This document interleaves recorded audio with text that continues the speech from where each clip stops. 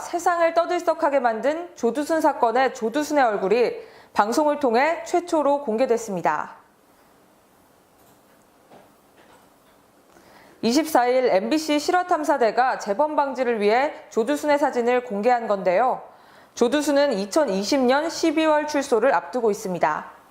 지금 시점에서 1년 반 정도가 남은 상태인데요. 공개된 사진으로는 흑백인데다 과거의 모습으로 여겨지지만 정면이기에 얼굴 형태를 알아보는데 문제 없는 사진이었습니다. 조두순은 지난 2008년 당시 여자아이를 납치해 잔혹하게 성폭행하여 세간에 충격을 안겨줬는데요. 그 이후 이른바 조두순 사건으로 특정 강력범죄의 처벌에 관한 특례법 8조 2항, 피의자의 얼굴 등 공개라는 법이 만들어졌지만 정작 당사자인 조두순은 신상 공개 적용 대상에서 벗어났기에 지금까지 공개가 되지 않았습니다. 이 조두순 사건의 여파로 전자발찌 착용 최대 기한도 30년까지 연장됐다고 하는데요. 그렇다면 지금 성범죄에 대한 관리 실태는 어떨까요? 실화탐사대의 방송에 따르면 성범죄자로부터 국민을 보호할 수 있는 거의 유일한 수단인 성범죄자 알림위의 관리 실태가 허울 뿐인 모습이었습니다.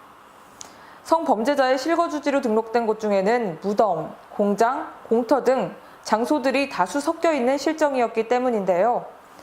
또한 초등학교 바로 앞에 거주하는 성범죄자, 미성년자를 성폭행하고도 다시 같은 장소에서 목회 활동을 하는 목사, 보육원에서 자원봉사자로 활동하는 아동 성범죄자 등이 있는 것으로 나타났습니다.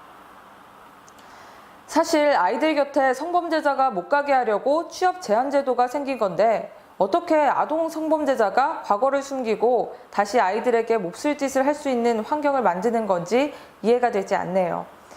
또한 제작진은 조두순이 출소 후 피해자의 옆집에 살아도 막을 방법이 전혀 없다라며 또 조두순 출소 후 성범죄자 알림위를 통해 공개된다는 사진과 실거주 등록지 등의 신상 정보를 피해자 가족에게 공유해도 명예훼손으로 처벌받을 수 있다는 것. 이것이 대한민국의 법이라고 지적했습니다.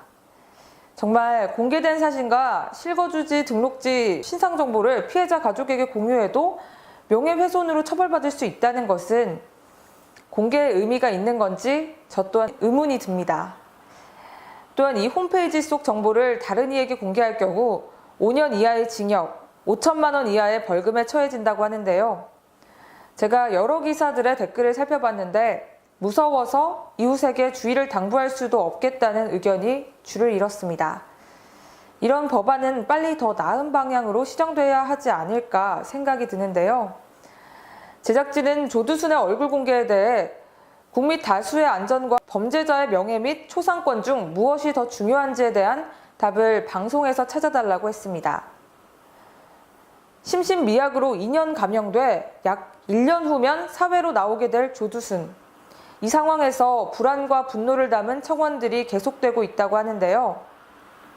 안일했던 법과 대응이 아동 성폭력을 포함해 전과 18범의 조두순을 낳은 건 아닐까요?